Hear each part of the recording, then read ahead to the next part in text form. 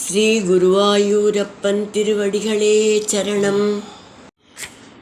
இன்னைக்கு இந்த தசகத்தோட 10வது ஸ்லோகத்தை பார்க்கலாம். முதல்ல வார்த்தைகளை பிரித்து சொல்லலாம், பிறகு ஒவ்வொரு வரியும் சேர்த்து சொல்லலாம்.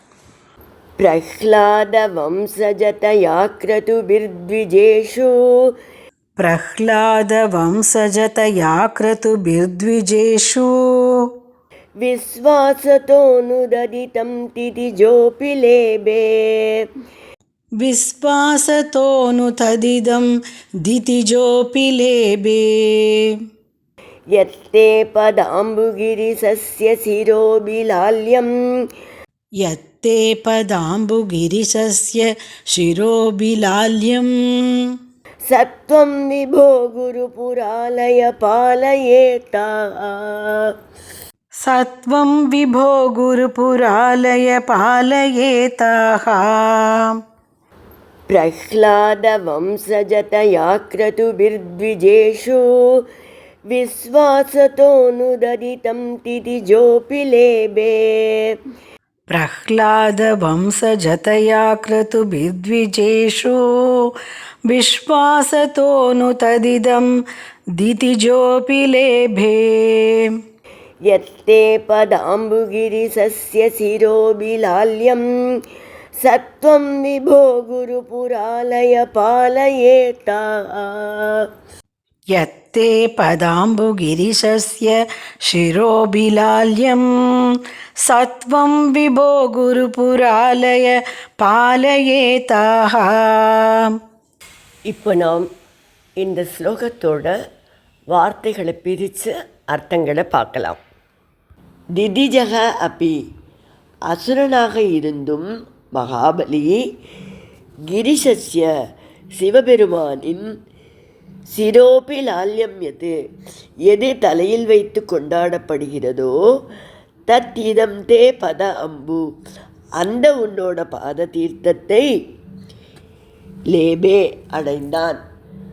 அவன் எப்படி அப்பேற்பட்ட பாத தீர்த்தத்தை அடைந்தான் அப்படின்னா அதற்கு காரணம் பிரஹ்லாத வம்ச ஜதயா, பிரஹ்லாதனோட குலத்தில் தோன்றினதுனாலா, கிரதுபிகி நிறைய வேள்விகள் செய்தானே அதனாலயா, த்விஜேஷு அந்தணர்களிடத்தில் விஸ்வாசதகனு அவர்களிடத்தில் ரொம்ப விஸ்வாசம் வச்சுட்டு இருந்தானே அதனாலயா, எனக்கு தெரியவில்லை குருவாயூரப்பா. சகத்துவம் அப்படிப்பட்ட நீங்கள், விபோ எங்கும் நிறைந்தவரே, குருபுராலய குருவாயூர்புரியில் கோயில் கொண்டவரே, பாலையே தாகா காத்தருள்வீராக.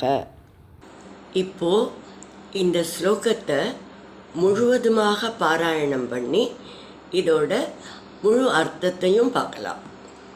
பிரஹ்லாத வம்சஜதயா க்ரதுபிர்த்விஜேஷு விஸ்வாசதோனுததிதம் திதிஜோபி லேபே யத்தே பதாம்புகிரிசஸ்ய சிரோபிலால்யம் சத்வம் விபோ குருபுராலய பாலயேதா.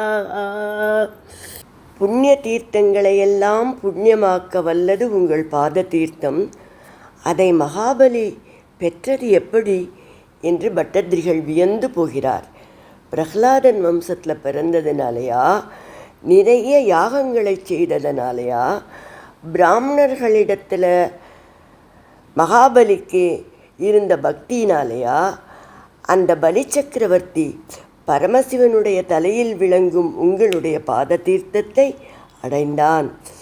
அவனுக்கு அப்படிப்பட்ட அருளை செய்த நீங்கள்தான், அருட்கடலான நீங்கள்தான் என்னையும் காப்பாற்றி அருள வேண்டும் என்று பட்டத்ரி சொல்கிறார். நாராயணீயம் சேனல் நேயர்களுக்கு அன்பான வணக்கங்கள். மார்ச் 28ஆம் தேதியிலிருந்து ஏப்ரல் 3ஆம் தேதி வரை ராமாயண சப்தாகம் நடக்க இருக்கு. இன்விடேஷனை சேனலில் ஷேர் பண்ணியிருக்கேன். ஆன்லைனில் தான் நடக்கிறது. லிங்க் இன்விடேஷன்லேயே கொடுத்துருக்கு.